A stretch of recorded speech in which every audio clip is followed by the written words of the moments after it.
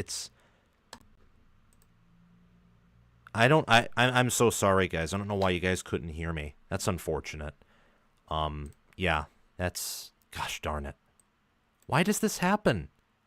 I don't know how I got muted, but the mic was on, just wasn't going through. That's really frustrating. Oh well, that's kind of been the story of today. But regardless of that, thank you SFS Inverted for the $2 super chat. Regardless of that, um, I am going to yeah. Okay, so I'm just going to repeat all of what I said, and then after this stream is over, I'll just take it down because I don't want to have 5 minutes. Well, I don't know if I'll take it down. I'll just put at least a notification that like my mic has been muted for the first 5 minutes. That's really frustrating that happened. Really, really frustrating. Oh, that type of stuff gets me mad. It's like watching my favorite football team like continue to fail over and over and over and over again. Hopefully one day I get like a studio person or a sound engineer, and that way I just like don't have to worry about all this. But the reality is that I'm a one-man army here. You know, Josh Pate and Joel Klatt and all these other people, you know, they either have like a co-host or they do they have like a whole team. I'm doing everything by myself, and I'm also going to college. So hopefully, yeah, hopefully that stuff won't happen in the future as we get bigger, but it's kind of inevitable when you don't have much time. Anyway, what I want to talk about today is 10 reasons why these teams can win. And basically what I was saying while I was muted is that both of these teams can win. There are multiple avenues for both Notre Dame and Ohio State to win. Ohio State is the better team, yes, but they have warts. They're not 2019 LSU. They're not 2020 Alabama. Heck, I don't know if they're even as good as the past three national champions, and I'm very confident in saying that Notre Dame is absolutely not as good as the previous 3, 4, 5 national championship teams. This has been a weak year in college football. It's been kind of a down year in football in terms of the teams at the top. Ohio State's the closest to what I would consider is like a, 21-22 Georgia, to a 20 Bama, to a 19 LSU, to a 23 Michigan, to a even 2014 Ohio State. But Notre Dame's a really, really good team. And really outside of that Northern Illinois game, they have built themselves into being kind of a, typical college football playoff team that we would have seen last year or in prior years, where they win with defense. They're really good at running the ball.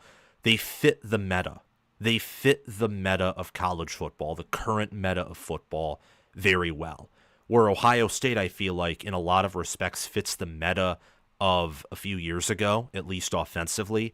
Defensively, they fit the meta of now, but even back then you had some pretty good defenses as well. But they're just so talented that, Ohio State's just a wonder to watch with how talented they are and the players that they recruit and develop.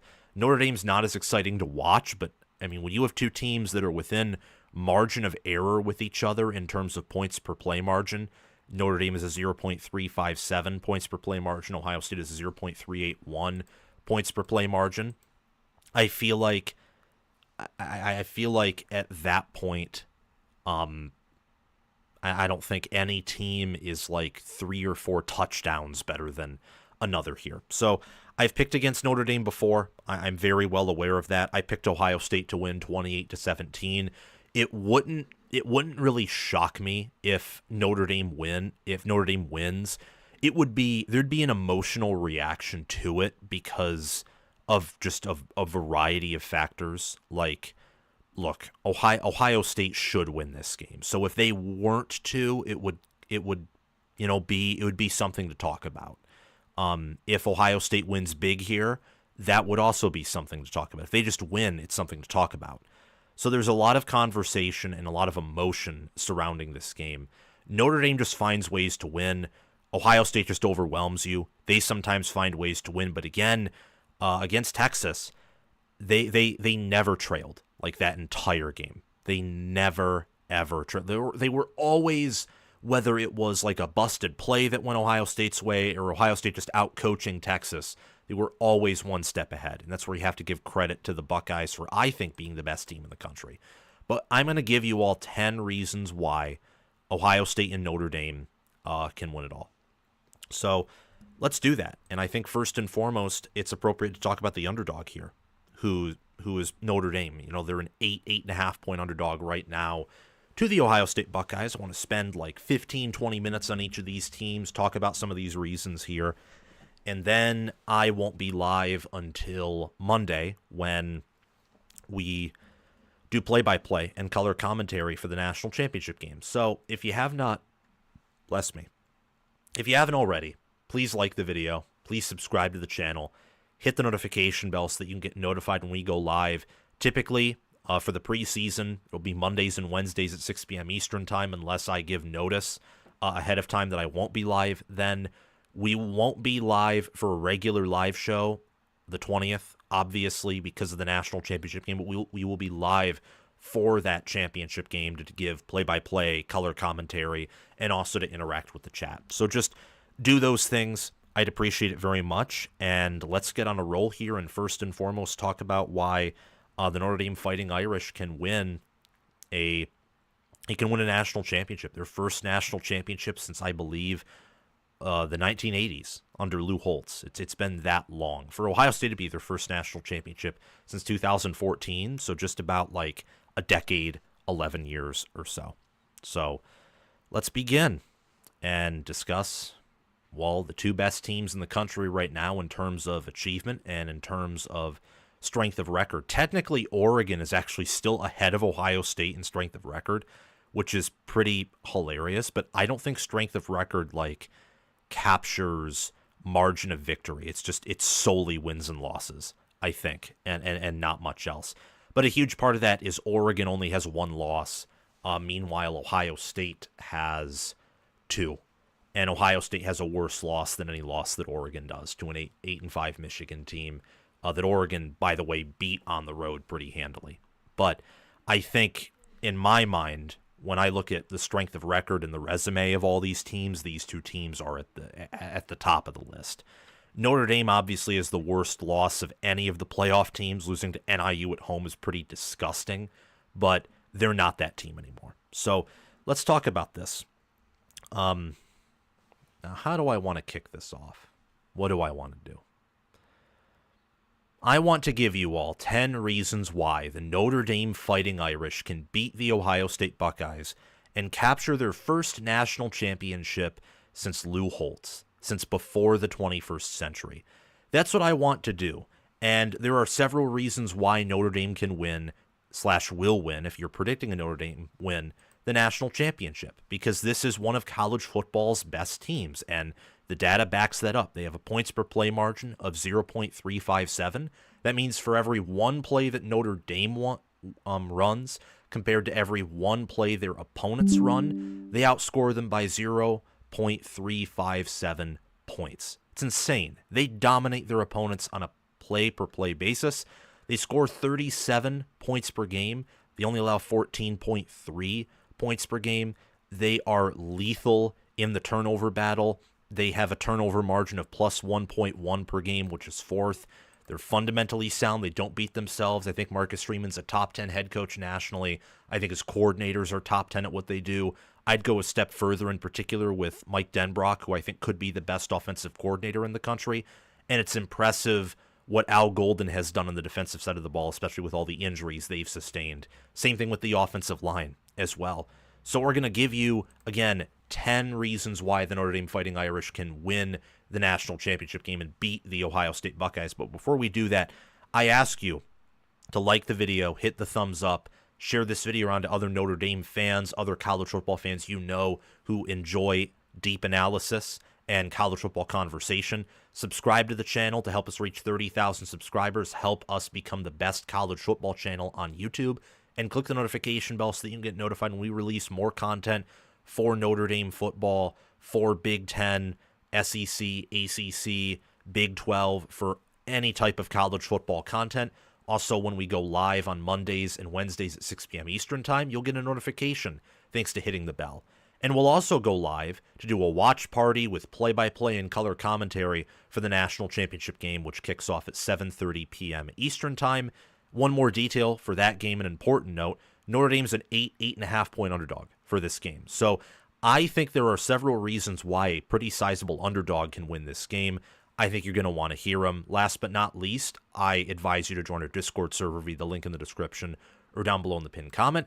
If you want to support the work I do here and donate to the page, the Patreon page, and the merchandise store, the links to those are in the description or pinned comment, just like the Discord server link is. First and foremost, I think it's appropriate to mention that Notre Dame is effectively a turnover machine. I already mentioned this in the intro of the video.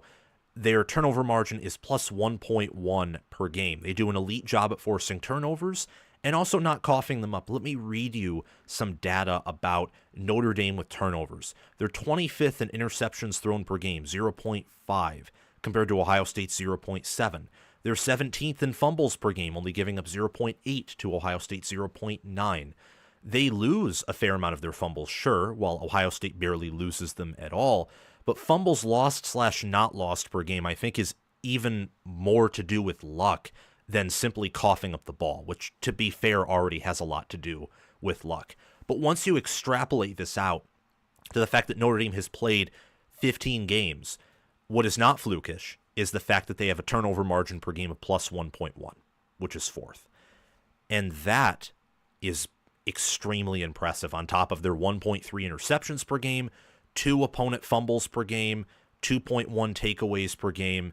They're absolutely lethal, especially the defense at forcing turnovers. And the offense is strategic, disciplined, and I would even say conservative enough to where, Riley Leonard only has 8 interceptions on the year, and Jeremiah Love and Jadarian Price really don't fumble the football at all. And this is advantageous in a game where we have not seen it from Ohio State in quite some time, and I don't know if we will see it in this game, which is why Notre Dame being a turnover machine is reason number 10 and not higher on the list. We saved the best for last year on College Football with Sam. But there is a chance that Will Howard, as we've seen before, can get erratic, and Ohio State's defense doesn't force a lot of turnovers, not nearly as much as Notre Dame's. And winning the turnover battle in a big game like this that could be close could push Notre Dame over that finish line to hoist the national championship. Reason number 9 is the fact that Notre Dame is a special teams edge. I know that Mitch Jeter has a lower field goal percentage in terms of completed field goals, made field goals than Jaden Fielding. But Ohio State doesn't need Jaden Fielding as much as Notre Dame needs Mitch Jeter, and Mitch Jeter has basically been clutch and perfect. He's been money in the college football playoff.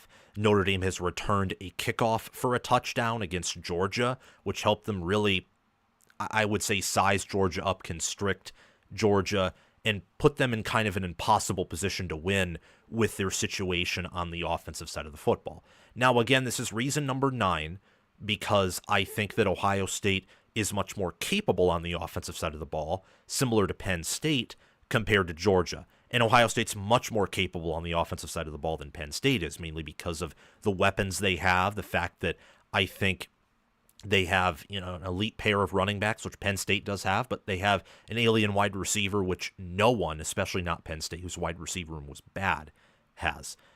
But still, it's important. Mitch Jeter has done a pretty good job in the college football playoffs. Overall, he's 13 of 20, 10 of 13 from 40 to 49, so he's used mostly on long kicks, which he's made. Jaden Fielding is 6 of 7. Neither of the kickers have made one from 50+, but in a clutch situation, I personally would trust Mitch Jeter and Notre Dame's special teams over the Ohio State Buckeyes, Jaden Fielding, and their special teams. Reason number 8 is Notre Dame's dedication to man coverage. Now, this can go one of two ways, which, again, is why this is lower on the list. This can either be a disaster, where Notre Dame runs man coverage, and Ohio State just abuses them over and over again, like big play, big play, big play. And it's a disaster. And Ohio State uses Notre Dame running man coverage to snowball.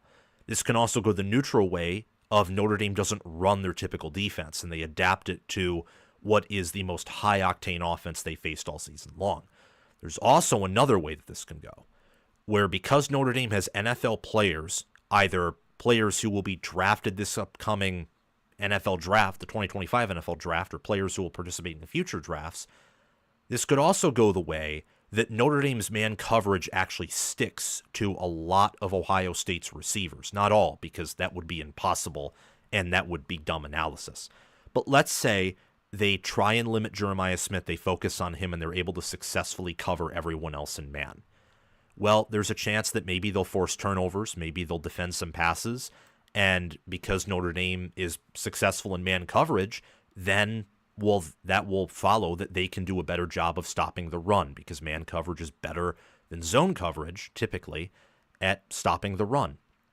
I think that this could be higher on the list. It could also be completely undeserving of being on the list. I just wanted to include it in here because a lot of people have mentioned it's a potential disadvantage for Notre Dame, and I think there's a lot of truth to it. There's also the fact that Will Howard's barely faced any man coverage all year because no one wants to play Jeremiah Smith in man coverage, because the logical conclusion of that is most teams who play man on Jeremiah Smith will get torched. They'll be giving up free points. Notre Dame is one of those teams where playing man coverage against Ohio State might actually benefit them, because Ohio State will also tear you apart. They'll tear you apart in any coverage you use if you're simply not good at doing your job, because they're that talented, they're that well coached, and all their players have high football IQ.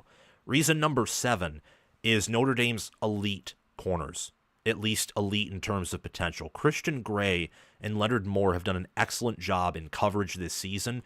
Notre Dame is only allowing opponents to average 5.8 opponent yards per pass attempt, which is second. Now, they are allowing opponents to average 11.4 yards per completion, and against USC, one of the best passing offenses they've played all season long, I know they got torn apart. However, I will say that they did a pretty good job limiting Indiana and making Curtis Rourke feel uncomfortable, and Indiana's passing offense was about as advanced as USC's was, at least analytically. Did they have the same blue chip talent? No, but Indiana proved time and time again, not year over year, but game over game over game, they had a pretty good stable of wide receivers and pretty solid QB play. And Notre Dame just completely swallowed them up. So I think the truth is somewhere in the middle. The secondary is really good. Cornerback plays a huge part of it. It's also probably not as good as Texas's secondary or Ohio State's. Regardless of that, though, it's one of the best passing defenses in the country, and their corners are a huge reason why. Christian Gray has 9 passes defended, 3 interceptions, and a forced fumble. Leonard Moore has 10 passes defended, 2 interceptions, and 2 forced fumbles. These are 2 corners who can play with what Ohio State has, at least a little bit, at wide receiver, and probably cover them better than most corners that Ohio State's played so far outside of Texas's can. Reason number 6 is quarterback Riley Leonard. He's limited as a passer, but he's elusive and quick as a runner, and he's done just enough in every playoff game to advance Notre Dame, whether he didn't even pass for 100 yards against Georgia, or he did a very good job against Indiana and Penn State. At Penn State was a weird game. He made like 2 really bad decisions, a few others as well, but he also saw coverage busts and hit some good plays that helped Notre Dame overcome the Nittany Lions. Riley Leonard has 2,606 passing yards, 19 touchdowns, 8 picks, a 137.8 passer rating, completes 66.4% of his passes. He also has 866 rushing yards for 16 rushing touchdowns and 5.2 yards per carry. So his dual threat ability and the fact that what he's really good at doing is maneuvering the pocket, has great pocket awareness, and does a good job of avoiding pressure. I wonder how he's going to function against this Ohio State pass rush. I also wonder how his O-line is going to answer to this Ohio State pass rush. But I think that his athleticism and his ability to occasionally make a good throw that's very hard to beat, I think can be the difference in what might be a close game, assuming some other things that we'll talk about in a few minutes. Number 5 for Notre Dame, why they can win this game, is their experienced linebackers. We're talking about Jack Kaiser. We're talking about Jalen Sneed. We're talking about Drake Bowen. This is a linebacker core that has stepped up throughout the year, and I think especially in the college football playoffs, they've had to step up to make up for some of the drop-off on the defensive line due to injuries. Jack Kaiser has 85 total tackles, 2 sacks, a pass defended, and 2 forced fumbles. Bowen has a sack, 70 total tackles, 2 passes defended, and 2 forced fumbles.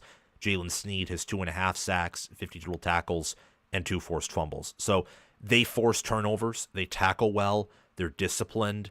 They can get to the quarterback at times if Al Golden decides to send a blitz, and they're disciplined. And you have a nice combination of a veteran player in Jack Kaiser and then Drake Bowen and Jalen Sneed, who were blue chip players out of high school. I don't know if Jack Kaiser was. I'd assume so because Notre Dame's always recruited well on defense and at linebacker, but I don't know that for sure. I know that Drake Bowen and Jalen Sneed were blue chippers at a high school, some younger players, and then they also have Jaden Osbury, Preston Zinter, and they're very deep at linebacker. And I think that in this game, they'll, I think, be able to do a good job at commanding the field and making adjustments and relaying adjustments, as typically, although I think it might be Xavier Watts who has the green dot on his helmet for the Notre Dame Fighting Irish. I believe so. But Notre Dame will do a good job on defense in huge part because they're linebackers who are disciplined, experienced, and fundamentally sound. At number 4, we have Jeremiah Love and Jadarian Price. Don't forget Aeneas Williams either. They have a deep running back room. Jeremiah Love is 1,122 yards, 7.1 yards per carry, and 17 rushing touchdowns. Jadarian Price has 733 rushing yards for 6.3 yards per carry and 7 rushing touchdowns. Aeneas Williams is 219 rushing yards for 6.4 yards per carry and 2 rushing touchdowns. Notre Dame right now is averaging 5.8 yards per carry, which is third. They have 44 rushing touchdowns. They have one of the best rushing offenses in the country. Now, Penn State was able to do a good job limiting them on the ground. I think part of that was some of the injuries on the O-line, the fact that I think Penn State's D-line was the best D-line in the playoffs. Penn State's issues, I think, were perfectly laid out in the Orange Bowl. D-line ate basically all game, but then you looked at the tackling at linebacker and the discipline of the secondary, and it's like, oh yeah, like that's why Penn State does not have the best defense in the country. Now, Ohio State is a different story. I think OSU's D-line might be as good as Penn State's. I don't think the ceiling is as high, but their linebackers are better. Their safeties are way better. And their corners, I would say, are about the same. Less variability. You know, I think A.J. Harris was the best corner for Penn State, one of the best corners in the Big Ten. Jalen Kimber, not so much. And for Ohio State, I think they have more NFL talent, more NFL-ready talent than Penn State does at corner, but there's also the penalties. Notre Dame is going to be playing a better defense, a much better defense in Ohio State than they are against Penn State. It's imperative that these running backs have a better game than they did in the Orange Bowl. I think giving Jeremiah Love some rest may help with that. And someone pointed it out on Twitter. I forget who. It's an Ohio State fan. I think maybe J-Book is his name on Twitter. He pointed out that Aeneas Williams will probably be used in the passing attack against Ohio State's linebackers. So that's something to keep in mind. He has 172 receiving yards, no receiving touchdowns, but he had a good game through the air in the Orange Bowl. Reason number 3 is safety Xavier Watts. He's a future NFL player. He makes plays everywhere on the field. He's an alien. And I think in a game like this, he's going to be relied upon to do a lot of things and compensate for some holes against an Ohio State offense that is high-flying and that is very dangerous. Xavier Watts is second in the team in total tackles with 75. He has 8 passes defended, 6 interceptions, 1 forced fumble, a fumble recovery, and he's absolutely lethal. I mean, 6 foot, 203 pounds. Last season, he had 4 passes defended, 7 interceptions, and a forced fumble. Decided to come back after he could have went off to the NFL. Great player, great leader, high football IQ. He's everything you want in a safety.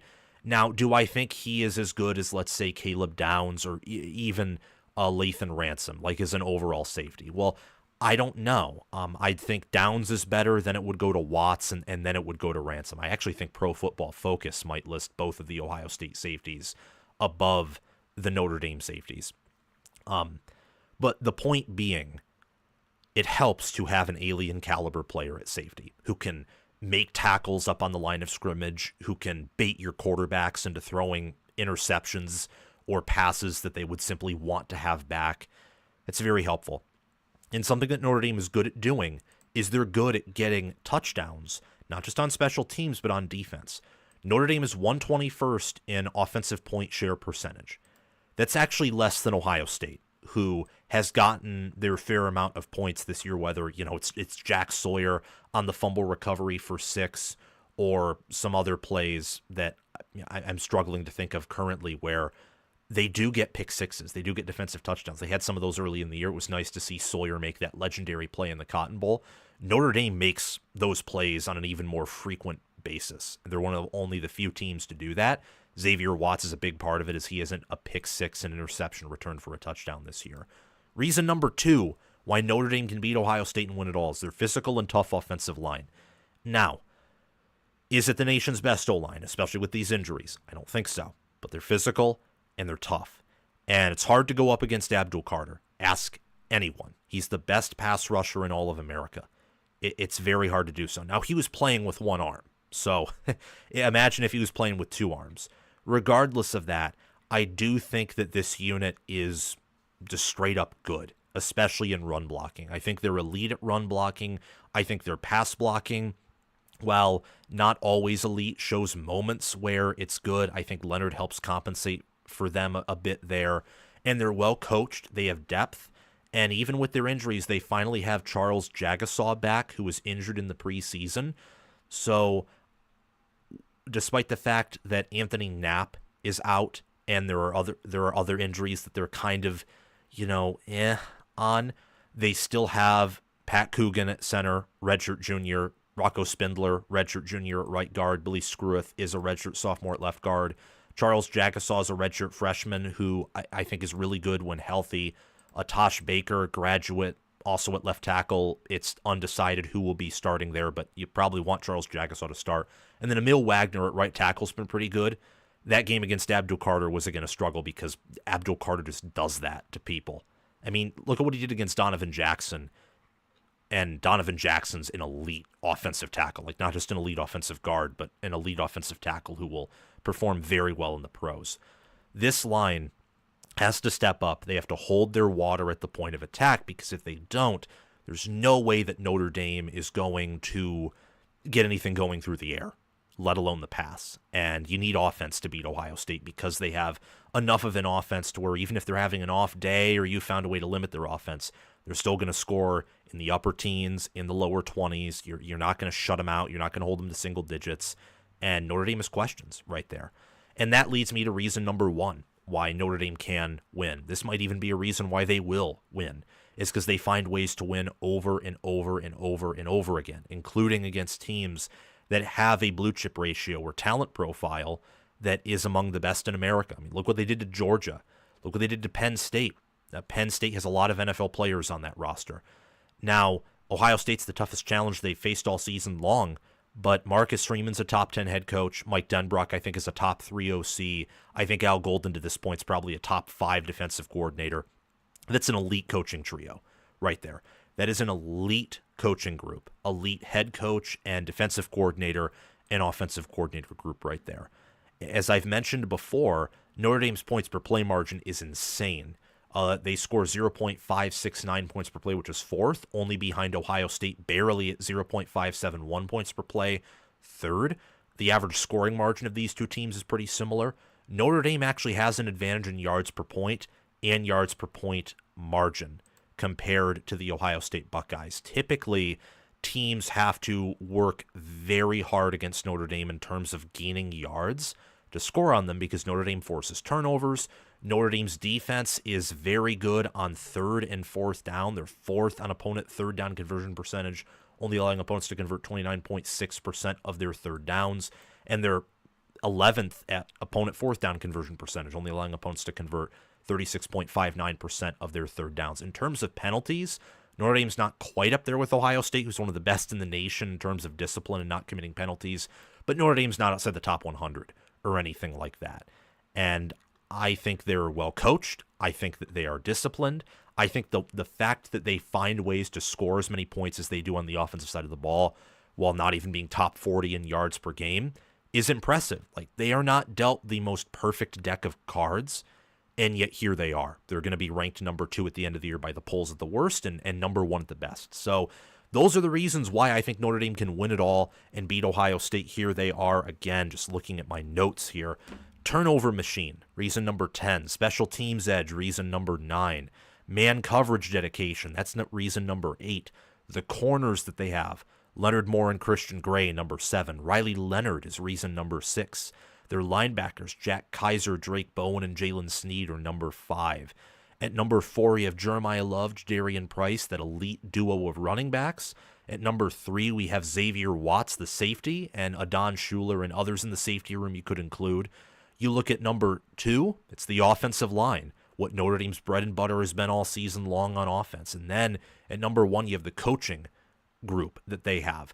Because Ohio State, I will tell you, is the better team than Notre Dame analytically. They will likely, the Irish will, have to out-coach Ohio State to beat them. The good news if you're a Notre Dame fan is you have one of the best coaching staffs in the country, and your roster does not lack talent. So go Fighting Irish, go Buckeyes. I hope that this national championship game is one for the ages. And that right there is why Notre Dame can win the national championship game, everyone. So let me know what you think. Looks like we have some concurrent viewers here. That's pretty good.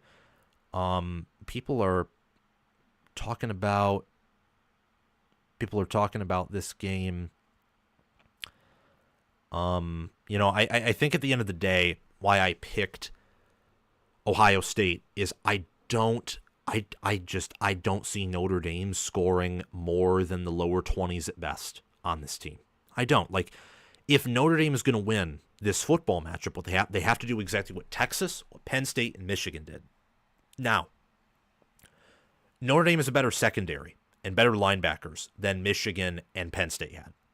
They have better coordinated offenses than either of those two do. And I'd say way better coordinated than Michigan and Texas, to be specific. But something they don't have that those three had, they don't have the same defensive line play. The reason why Ohio State struggled against Texas on offense, why they struggled against Penn State and Nebraska and Michigan on offense, though Notre Dame is the talent Nebraska does on the D-line. So depending on how the D-line for Notre Dame plays, you could see this play out too. Ohio State's O-line is a unit that their life is made easier by their supporting cast. But at some point, an O-line has to, do something to help the team. And they do. As I've mentioned before, when I talk about Ohio State's O-line being a bad unit, it's not bad in the FBS. It would be a great FCS O-line. It would be an O-line that, might have future pros outside of, Donovan Jackson, the obvious pro on the line, or Josh Simmons or Seth McLaughlin. But it's not very deep.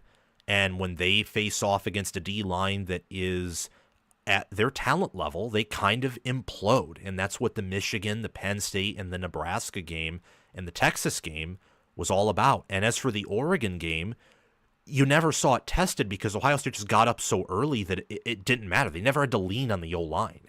And when they did in garbage time, well, that's garbage time. So that didn't matter. And then against Tennessee, they allowed 7 TFLs against a D-line that really only has one elite player. So that's why I picked Ohio State here, and also to cover, is because I don't think Notre Dame's defensive line is quite an elite one, and therefore that'll probably give Will Howard just a little bit more time, make it a little bit easier on an O-line that I don't think is well coached, but does have a lot of natural talent. Most of them are blue chippers, and Donovan Jackson's been a freak athlete. He's been an eight. I don't even know why I didn't mention him as an alien for Ohio State. He's basically been an alien on that O-line ever since he's gotten there, or been there. So at the end of the day, the more talented team, the team with greater depth, the more balanced team, the team with the better defense. I do think Ohio State is a better defense than Notre Dame, more talented, more fundamentally sound. The only thing they're not as good at is getting turnovers, which, yes, are very important, but you'd rather have the higher sack percentage. You'd rather have the better tackling. You'd rather have the superior D-line play, the superior secondary and linebacker play. You'd rather have all of that compared to just getting an additional turnover or two per game, which Notre Dame does, and a huge part of that's because they're more aggressive. So that's why I picked Ohio State to win 28-17. We're going to talk about why I think the Ohio State Buckeyes can win this game. Wouldn't shock me at all, again, though, if Notre Dame wins, for the sole reason that Ohio State's a team with flaws.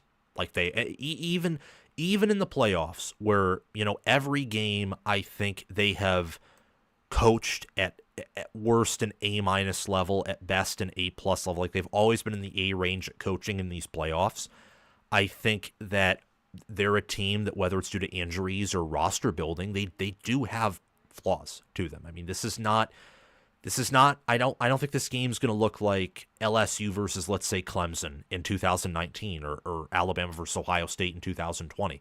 It might look like Michigan versus Washington last year, where Ohio State's the clearly better team than Notre Dame, but they don't truly pull away. Like, they come out of the gate first quarter, and it's obvious who the better team is. It's obvious who's going to win, but they don't really pull away. They don't cement that they're definitely going to win until the fourth quarter. It might be that game.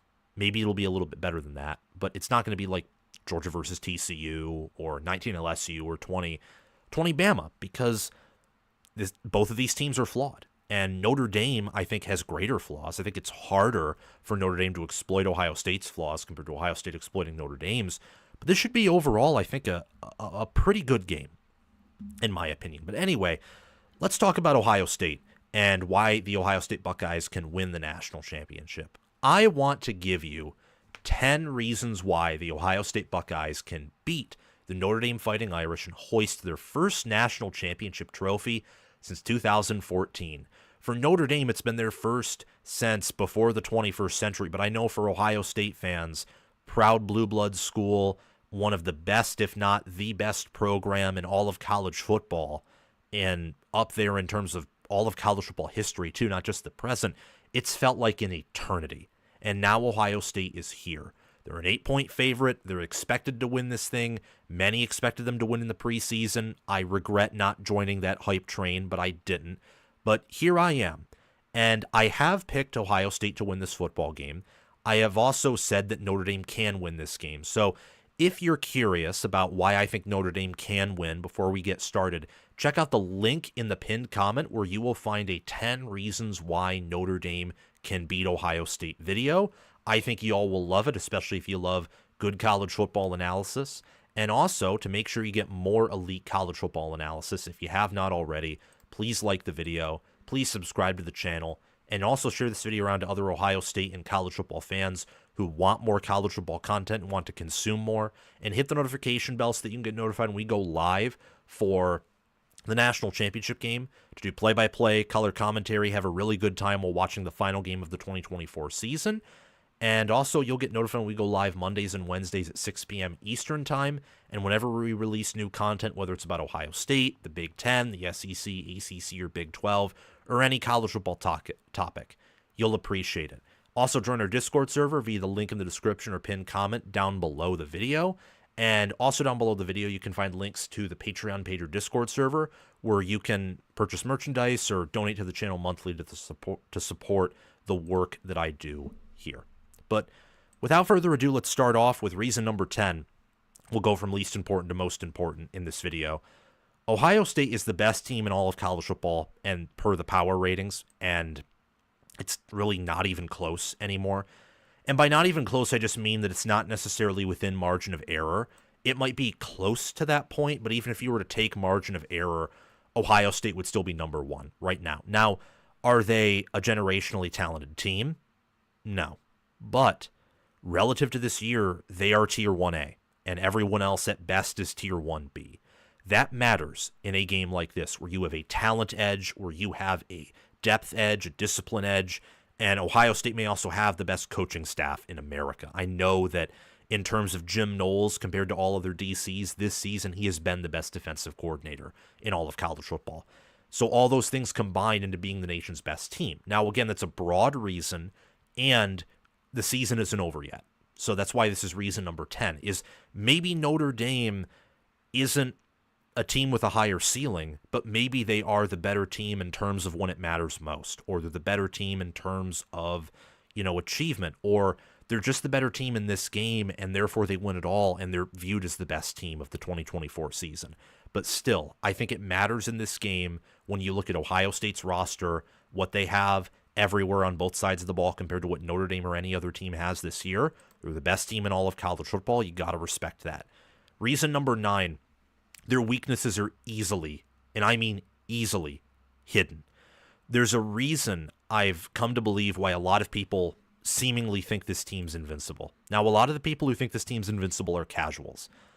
Dedicated Ohio State fans will tell you the team's not invincible. I mean, the 2 losses kind of speak for that themselves.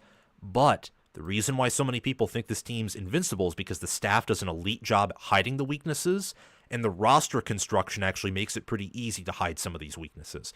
It will be challenging for Notre Dame to exploit said weaknesses. It will be extremely challenging. Like Ohio State special teams, which have been a bit of a weakness. When you have an elite defense like they do, and an offense that can, because of their talent, create 90-yard drives pretty easily if they're on their game, does field position matter all that much for Ohio State? Sometimes it does, like the Michigan game, but for almost every other game, not so much. Doesn't matter sometimes against the Buckeyes.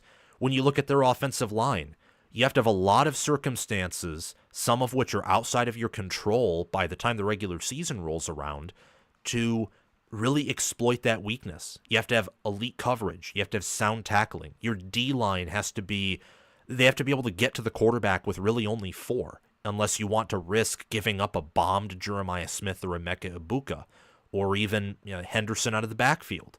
If you get too aggressive or too conservative against this offense, same goes with the defense, they will eat you up. You basically have to be on your A game at all times to beat this team or even have a shot at beating them, especially with how they've performed in the postseason. That is very challenging to beat, even with Notre Dame, who has an elite coaching staff.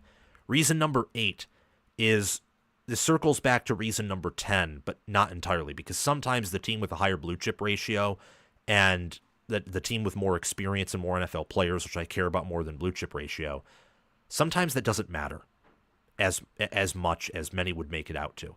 Other times it does.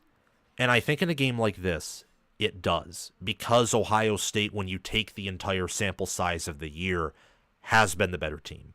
This is not a case of like last year in the Rose Bowl, where, yeah, Alabama had the number 1 blue chip ratio by a mile of 2023. Michigan was clearly the better team all season long. Michigan basically played like a C-level game, if not like a D-level game against Bama, and won, because Michigan was that much better than Alabama last year. We've seen Ohio State do similar things like this in the past, where look at the second most recent national championship they've had. Do we honestly think that 2002 Miami wasn't more talented than 2002 Ohio State, or did Mark D'Antonio and Jim Tressel just coach circles around Larry Coker? It was the latter. So sometimes it doesn't always matter. And I think that the 2002 national championship game is the epitome of the fact that you can't always rely on talent to win. That's why this reason's number 8, is if we were to use that game as an analogy to this game, Notre Dame's totally playing the role of the 2002 Buckeyes, and Ohio State's totally playing the role of 2001 Miami. I've picked Ohio State to win, but regardless, the Buckeyes here have the talent edge. They have more future NFL players. They have a more balanced roster. Notre Dame, they're weak at quarterback in terms of the passing department. They're weak at wide receiver. They have some questions in terms of depth and whether they're elite or not at D-line, at O-line, at tight end. I'd say even at like corner, linebacker. Ohio State doesn't have those same amount of questions, and they're more experienced. So that's a real benefit to Ryan Day and his roster. Number 7 is quarterback Will Howard. Will Howard is the best quarterback left in the playoffs. He's been the best quarterback in the playoffs, I think, this entire time. I mean, maybe the only other QB who you could say is better than Will Howard might be Dylan Gabriel, because at the end of the year, I think we can agree Howard had a better supporting cast. But Howard has the argument to be one of the best QBs in the country by QBR. 87.6 QBR, second nationally. I think only Cam Ward is definitively better in terms of QBR. 33 touchdowns, 10 interceptions, 3,779 passing yards for 9.4 yards per attempt. He's completed 72.6% of his throws. 173.7 passer rating. Hasn't ran the ball all that much. He only has 169 rushing yards for 7 touchdowns and 1.9 yards per carry, but he's made some clutch runs here and there. Will Howard has made some throws that are NFL-esque, where he's made some throws off the back of his feet. I think he made some against Texas that way, and others in different games. He has made moves like, I'll never forget the 4th and inches against Penn State at the 50, where he just dodged Abdul Carter, kind of made him look slow, and then hit Jelani Thurman. I don't know if it's strength and conditioning. I think that might be a part of it. It's also, I think, the fact that he just has better coaching and more talent around him that's helped him work on some other things. He's transformed from the player he was at Kansas State to who he is now at Ohio State, and he is a big reason why the Buckeyes can win this game. Reason number 6 are Travion Henderson and Quinshon Judkins. Now, Henderson and Judkins are the number 1 running back duo in all of college football. And I've contemplated this before because I think there's an argument for Jeremiah Love and Jadarian Price from Notre Dame to be better. I think Singleton and Allen have an argument to be better. But I also think those two teams have way better run blocking O-lines. And yet Henderson and Judkins are producing at the level that those two are. So consequentially, I think this is the nation's best running back room. 967 rushing yards for Henderson, 960 for Judkins. They're both averaging well over 5 yards per carry. Judkins has 12 rushing touchdowns. Henderson is 10. I think Henderson, as it stands, is one of the best running backs in the country, if not perhaps the best running back in the Power 4. Judkins is close in that regard. And Notre Dame does not have the same type of rushing defense that multiple Ohio State opponents have played. Penn State, Texas, Michigan, all definitively have better rushing defenses than this Notre Dame team does. Definitively. It's just objectively a fact. So there's a chance that in this game, they might be able to break 1 or 2, or maybe they just consistently average 4 or 5 yards per carry, and at that point, the game's probably over, barring some type of insane miracle. So they're big impact players, and so are the Ohio State wide receivers, which is reason number 5 why I think the Buckeyes can win. You look at Jeremiah Smith, Emeka Egbuka, Carnell Tate, and Brandon Inniss. I think that's all we have to talk about here. I mean, Ohio State has 3,977 receiving yards in the year, 35 receiving touchdowns. They average 12.9 yards per reception. Jeremiah Smith averages 17.3 yards per reception. Carnell Tate averages 14 yards per reception. And Emeka Egbuka averages 12.6. Egbuka has 10 receiving touchdowns. Jeremiah Smith has 14 receiving touchdowns. And Jeremiah Smith's an alien. Carnell Tate, I think, can be an alien with future development. And Emeka Egbuka has been a very reliable, a very cerebral, tough NFL-level receiver throughout his whole career with the Ohio State Buckeyes. Reason number 4 is Cody Simon, Sonny Styles, and the elite linebacker group that they make up. It's mainly Cody Simon, who's been a beast, leads the team in total tackles with over 100, 104 total tackles, 7 sacks, 7 passes defended, and a forced fumble. He's having a Jack Campbell year at Iowa. You have that really dominant linebacker that just does everything on defense, and if you face said linebacker, you have a lot of satisfaction when you beat him. Seriously, that's how good of a player Cody Simon is. 104 total tackles, again, 7 sacks, 7 passes defended, a forced fumble. These are always lurking, waiting to sack your quarterback, waiting to get in your head, waiting to tackle your running back for loss or prevent him from falling forward. He's a tough player. And Sonny Styles and Arvell Reese are effective too. And there are others like, C.J. Hicks in that running back room. Styles is second on the team in tackles, 94. He has 5 sacks, 5 passes defended, and also a forced fumble. This room has really benefited from James Laurinaitis' coaching and also the schematics of Jim Knowles. Reason number 3 is a defensive line that I think right now is playing an elite level. I don't know what happened compared to the regular season, because for the entirety of the regular season, I think for maybe except against Penn State, but even then I don't know if I'd go that far, the D-line has not played as well as they have in the playoffs. Now, part of it may be due to the fact that the offense has just overwhelmed people, and that forces them into obvious passing situations. But even in run defense, they've stepped up to a new level. I don't know exactly what it is, but Ty Hamilton, Tyleik Williams, JT Tuimoloau, and Jack Sawyer have stepped up big time. They're playing like an elite defensive line right now. And Ohio State has the highest sack percentage on the season. They have 51 sacks on the year. This is the best Ohio State pass rush that we have seen in quite some time. It's the best since 2019. I'd still take 2019 over this one. I still would. They played in fewer games, had more sacks than this current team does, and I'd like to take the whole season into account, but it's way better than last year's pass rush. It's superior to the 2022 pass rush. You know how Jack Sawyer had that huge breakout game last year against Missouri, and they just continued to feast on Brady Cook? It's basically been what the pass rush has played as for the entirety of the playoffs. It's been phenomenal to watch. Sawyer has 9 sacks. Tui Molau has 11.5 sacks. Ty Hamilton's 3.5 sacks. Tyleik Williams has 2.5 sacks. There are 9 players who have 2 sacks or more. And then there are 4 who have 5 sacks or more. That's crazy. That's crazy good.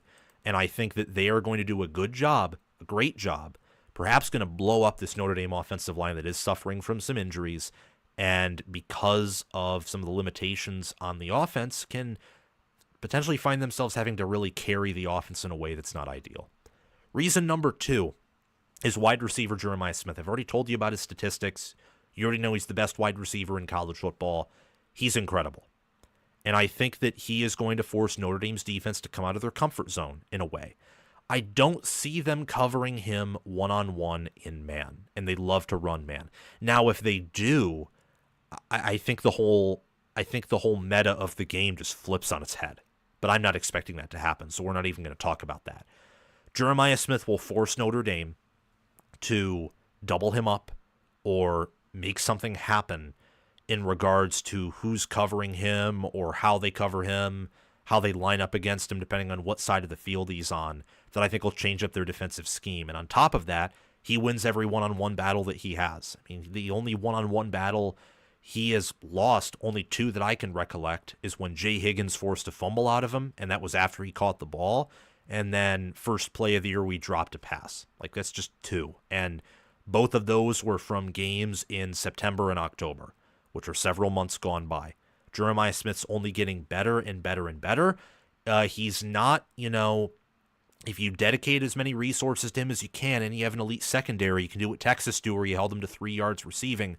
But I'm still going to classify him as invincible because Texas had to bracket him. They basically had most plays 2 guys on him. Sometimes they were one-on-one and successful, but I also think you have to credit Texas's D-line there for making Howard uncomfortable throughout the game. He's just a non-negotiable. Like, you have to plan around him, and you have to go through him if you're going to want to beat him. And then reason number 1 is the safeties, which has been the number 1 reason for why Ohio State can win any game for all season long. These safeties are really good. They prevent explosive passing plays. Name me the last time that Ohio State has given up a long touchdown pass.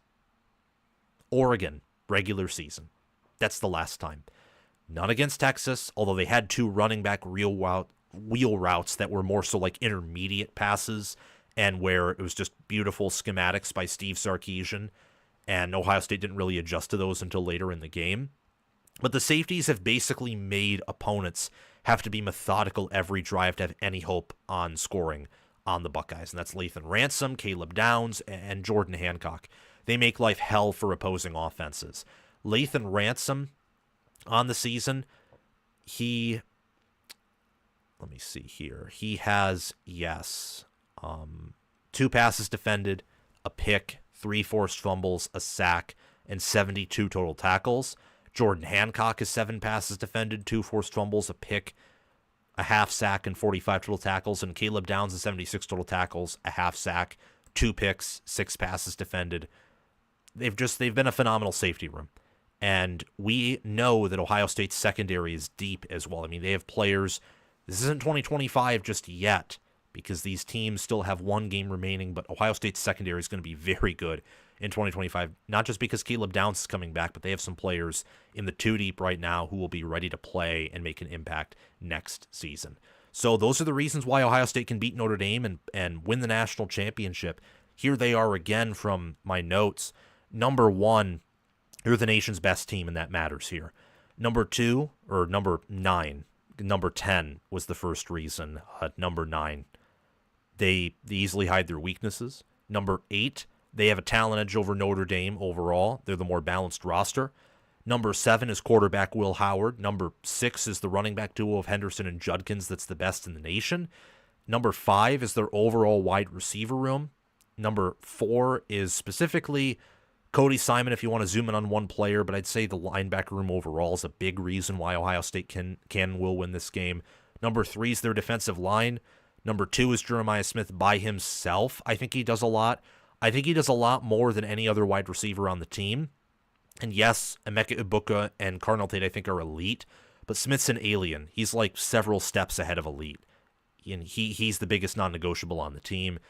Number one is Ohio State's safety room. They're the most fundamentally sound room in all of college football. They tackle well, they cover well, they don't really make mistakes with rare exception. And ultimately, I think Ohio State has a really good chance. That's why they're an 8-point favorite to win the national championship. Go Buckeyes, go Fighting Irish, and I hope this national championship game is one for the ages. And there we have it.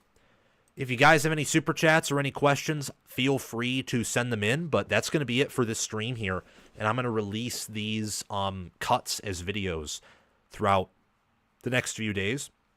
We won't be going live again like this until probably Tuesday at 6 p.m. Maybe we won't. No, we will. We'll have one Tuesday at 6 p.m. We totally will. And then Wednesday at 6 p.m. as well, and then it will be that Monday, Wednesday regular schedule. And I kid you not, Wednesday, there's going to be 2025 preseason content. There will be. So I have homework to do. I have videos to schedule. I have dinner to eat. I actually have a guest coming on in about an hour and 10 minutes as well. Video for that will be uploaded before the game. We're also going to have some more guests back on as well. So I'll see you guys very soon. Have a great day. And God bless. Thank you guys so much for the support. Best darn college football show on YouTube. I love it. Thank you so much, Marcus Sutton. We're going to be even better in 2025. There are going to be more upgrades coming. What you see in terms of cosmetics, in terms of cover art and channel branding is going to stay the same. But if we can find some upgrades or some things that we can change that aren't, flashy, you'll see them. This channel's only going to get better from here. So I'll see you guys soon. Have a great